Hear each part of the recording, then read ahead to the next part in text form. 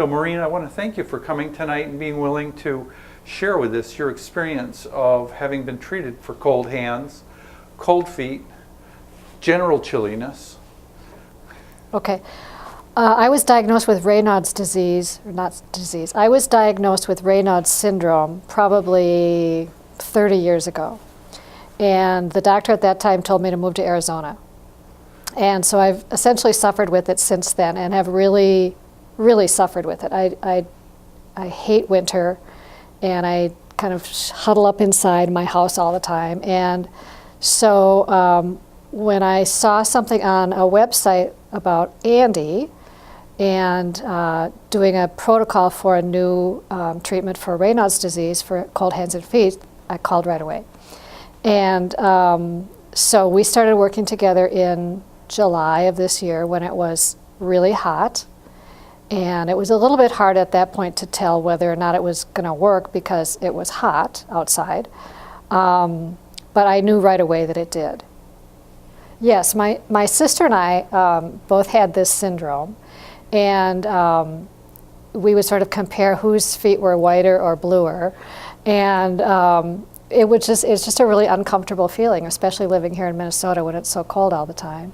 And even really in the summertime with air conditioning, I rarely have my air conditioner on. And I remember working, and I would get so cold in the summer and the air conditioning in the office, I would go sit in my car with the windows rolled up just to warm up in the summertime.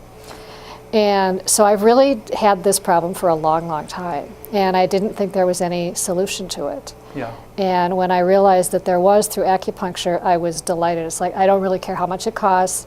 If you can make my hands and feet warm, I'm in.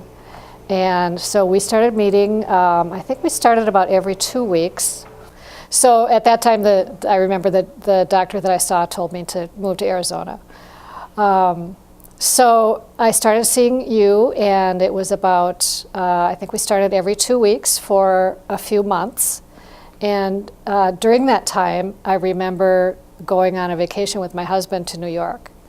And because I was always so cold, I would always say, can we walk on the sunny side of the street?